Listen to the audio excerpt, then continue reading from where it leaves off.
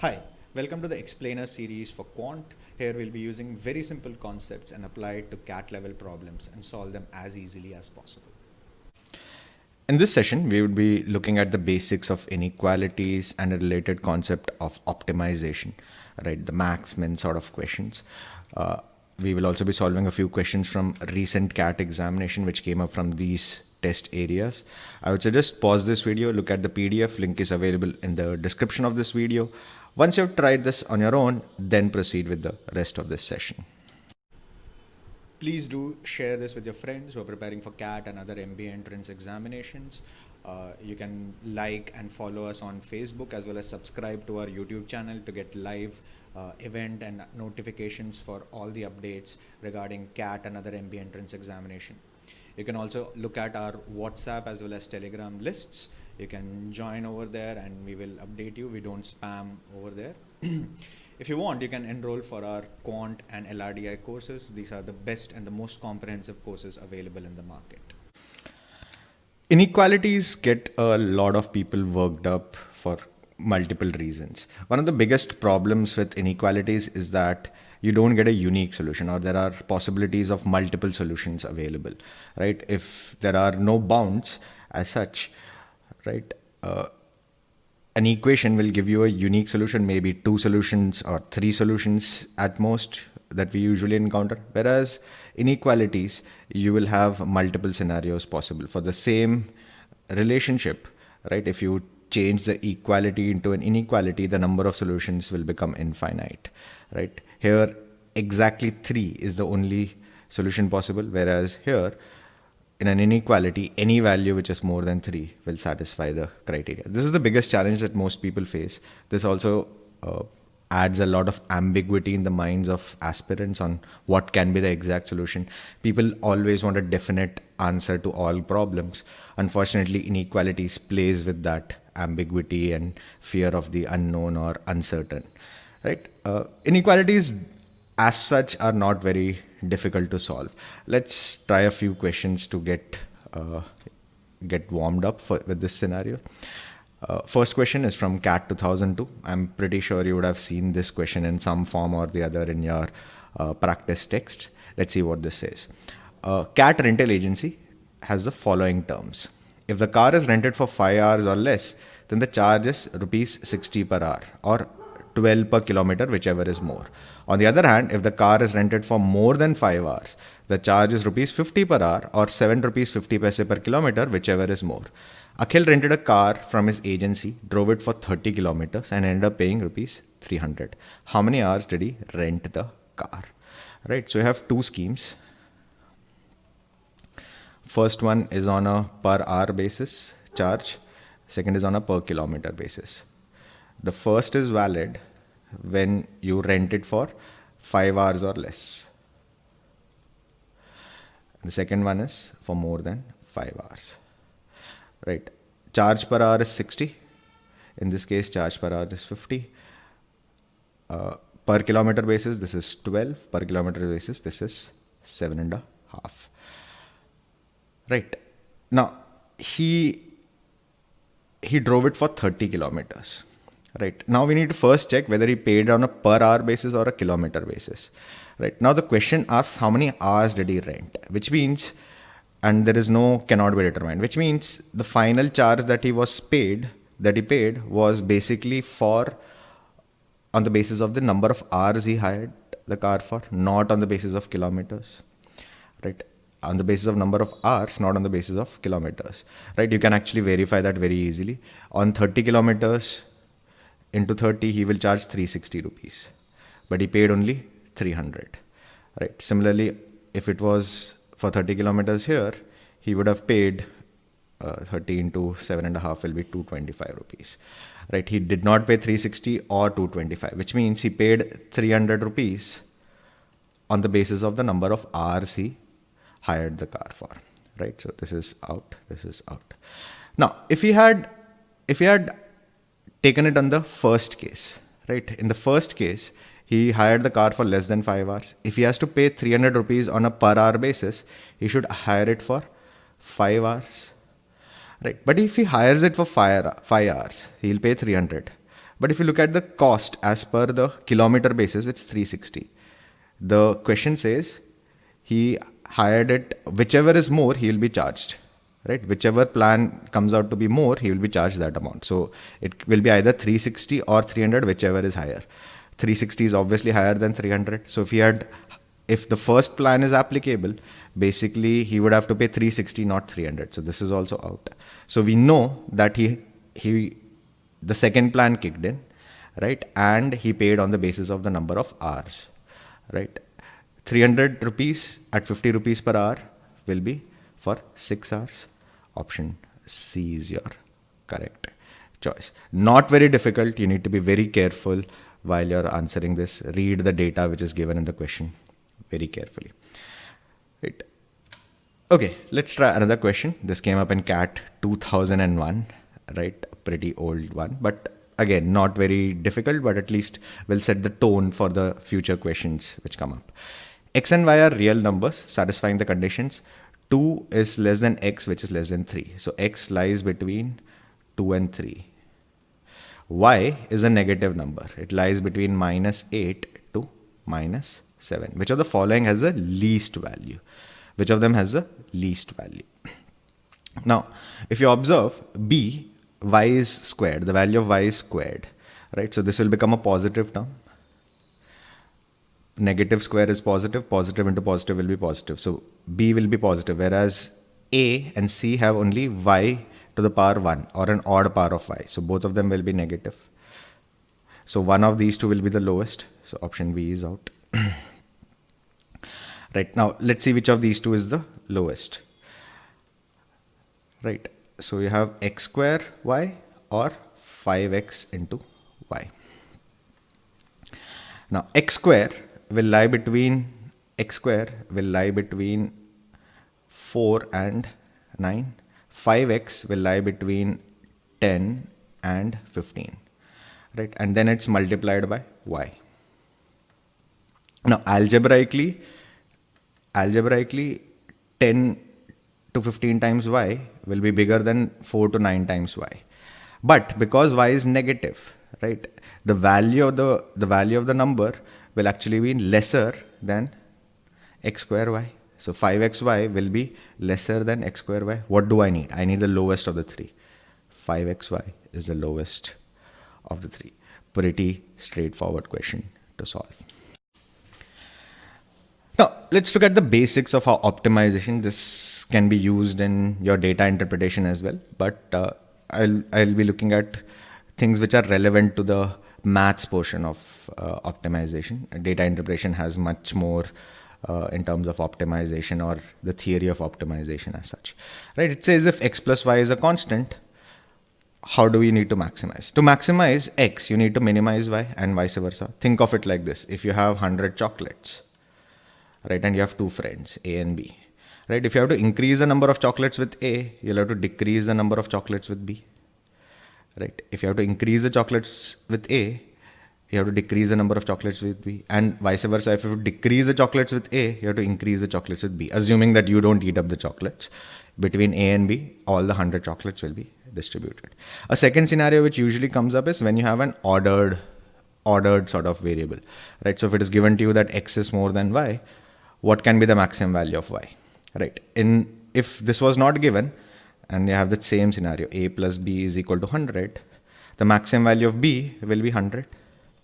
But if I tell you that a has to be greater than b, what will be the maximum value of b? The closest value possible is when b equals a. So 50 and 50. Now because I want a to be necessarily more than b, I'll give one more to a, reduce one from b. 49 will be the highest, assuming a is definitely more than b. So this is the closest you can give. Obviously, this also assumes a and b are natural numbers or x and y are natural numbers. Right? This is the closest we can get. So this is the basic concept we'll be using for optimization to solve the remaining problems. The third question is from CAT 2019, slot 2. Right? It says average of 30 integers is 5. Among these 30 integers, there are exactly 20 which do not exceed 5. What is the highest possible value of the average of these 20 integers? So there's a group of 20 integers and there's another group of 10 integers. The overall average is 5, right? Which means the overall sum is 5 into 30, which is 150, right? This is the overall sum. Now it says the first group of 20, they do not exceed 5. So all of them are less than or equal to 5. Some of them might be 5, some of them might be 4, some of them they might be 2. We don't know the exact distribution, but each of them cannot exceed 5, which means the other 10 necessarily exceed 5. Other 10 necessarily exceed 5. Right. Now I need to increase the average of these 20 numbers. Average of these 20 numbers. Now if I have to increase the average of these 20 numbers, I also need to increase the sum of these 20 numbers. I need to increase the sum of these 20 numbers. Now sum of these 20 numbers plus sum of these 10 numbers will be equal to 150. Now if I have to increase the sum of these 20 numbers, I'll have to reduce the sum of these 10 numbers. I have to reduce the sum of these 10 numbers. So if I have to reduce the sum of these 10 numbers, I have to reduce the average to as low as possible. Right? I have to reduce the average to as low as possible. What is the lowest possible average? Now, each value has to be more than 5, which means it has to be at least 6 because they are all integers. Right? So if I keep all of them as 6, the lowest possible average will be 6. The average cannot fall below 6. Right? Average is 6. Number of observations is 10. So the sum should be 60, which means the sum of these 20 numbers should be 150 minus 60, 90. If the sum is 90, number of observations is 20, average will be 90 by 20, which is 4.5. Option A will be your correct choice. I know the initial urge is let's make it 5. If you make all of them 5, it will be 20 into 5 will be 100, which means the balance, this will be 150 minus 100, which is 50, which means the average of these 10 numbers will be 5. Now, if the average of these 10 numbers is 5, at least one of them will be equal to or less than 5, which violates the original criteria that there are only 20 numbers which do not exceed 5, which means they can go up to 5. The remaining 10 have to be more than 5, which will not be satisfied in this case. So not very difficult, but you need to read the information very, very carefully. The fourth one is from CAT 2018 slot 2. Again, not very difficult to solve if you know how to optimize values. Okay, it says A1, A2 till A52. So there are 52 numbers. They are ordered. A1, A2, A3 till A1 is less than A2, which is less than A3 till A52. Right? It says that suppose the arithmetic mean, their arithmetic mean is less than the arithmetic mean of A2 to A52. Okay, and if A52 is 100, what is the largest possible value of A1? Now, if I put A2 is equal to 2, right, A1 can be only 1, right? If I put A2 is equal to 20, A1 can be from 1 to 19, right? Because they are ordered values. So if I have to increase the value of A1, I need to increase the value of A2 as much as possible, right? Now, it is given to us in this ordered format, and the 52nd term is 100, right? So if I have to increase the value of A2, I have to push A3 also as high as possible. I need to push A4 also as high as possible. If I continue the same process, I need to push A51 also as high as possible. Now the value of A51 given A52 is 100. The maximum value can be 99. So the previous value will be 98. If I keep on going here, this will be 50. Right, from 50 to 100, there are 51 terms, and there are 51 terms here. So this is the maximum possible value of all this. Right, so this is the maximum possible value of A1. Now A2. So A1 can be as high as possible now. Now we can apply the concept of sum average is equal to sum of terms divided by number of terms. Let's do that. Sum of these terms from 50 to 100. This is an arithmetic progression, 51 terms. So it will be 100 plus 50, first plus last term divided by 2 into 51 terms. Right, this will be the sum of all this. Right, now it is given to you that the average of the entire series, including the first term, is 1 less than the average of this series. What will be the average of this series? there are 51 terms. Average of this series will be 100 plus 50 divided by 2, which is 75. Right? So the average of the last 51 terms is 75. Average of all the 52 terms will be 74. Sum of these 52 terms will be 74 into 52. Sum of these 51 terms will be 75 into 51. What is the missing term? Missing term is A1. So the difference of these two series will be the first term. We can use a calculator for this, or we can just do it directly. 75 into 5 is 375. So 3750 plus 75 will be 3825. That will be the sum of this 51 terms. What will be the sum of these 52 terms? That will be 74 into 52. Now 74 into 50 will be 3700. 74 into 100 divided by 2. 74 into 2 will be 148. So 3848. 3848 minus 3825 will be 23. Option 1 will be your correct choice. You can use a calculator obviously to speeden things up. It takes longer for me to explain. In an actual exam, max 2 minutes to solve this. Okay, and the last one is from the same cat in the first slot.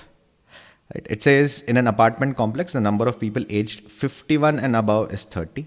And there are at most 39 people who are below the ages of 51 years. The average age of all the people in the apartment complex is 38. What is the largest possible average age in years of the people whose ages are below 51 years? Okay, this is very similar to the third question, which we did from CAT 2019. Right, let's see. So you have 30 people age 51 or above. Right, and there are up to 39 people whose age is less than 51. Right, overall the average is 38. Right, so if there are n people and there are 30 people here, the total sum would be, if this average is x, so 30x plus, if this average is y, plus ny will be the total. Right, this will be average into number of people. Number of people will be 30 plus n. Right, what do I need to do? I need to increase the value of y. If I need to increase the value of y, I need to increase the value of the sum here. Right, if I need to increase the value of the sum here, I need to reduce the value of this sum here. Right, now let's do it in parts. To reduce the value of this sum, 30 is a constant. X, what is x? X is the average age of these people. The lowest average will be at least 51 because everyone is 51 or above. So the lowest average will be 30 into, lowest sum will be 30 into 51. Now, what will be the number of people here? To increase the value here, I need to increase n to as high as possible. What is the value of n? Highest possible is 39. 39 into y equals, right, put n is equal to 39. So 38 into 69. 38 into 69. If you divide by 3 across, this is 17, this is 13, this is 23. Right, you can solve this. You can use a calculator to solve this, or you can directly solve this as well. So it will be 38 into 23 minus 30 into 17 divided by 13. That will be the final value. Right, this is 23. Right, 38 into 23. 38 into 23 will be 4, 2, 9, 11. 11 plus 16 is 27, 2, 8, 74. Minus 30 into 17. 30 into 17 will be 5, 10. Divided by 13. So that will be 364 divided by 13 should be ending in 8. 3 into 8 is 24. You can verify this also. 13 into 20 is 260. 104 is 13 into 8. 20 plus 8 is 28. That obviously you can use a calculator to speed things up, but even without a calculator, you can do it. Again, about 2.5 minutes to solve this. The key point here in optimization, as well as with basics of inequalities, is identify where the what is constant. If for optimization, the best thing is to find out what is the constant. If you can find out what is the constant, then you can optimize the rest of the variables. Right? Not too difficult to solve if you are a little patient. In our future episodes, we will also look at more in terms of the inequality concept. We'll extend it to higher order inequalities and slightly good to know inequality cases as well. That completes this particular session. If you liked it, please do share it with your friends who are preparing for CAT and other MBA entrance examination. Please do subscribe to our YouTube channel as well as follow our Facebook page. The links for our course are available on the description to this video. Till we meet again the next time, goodbye and all the best.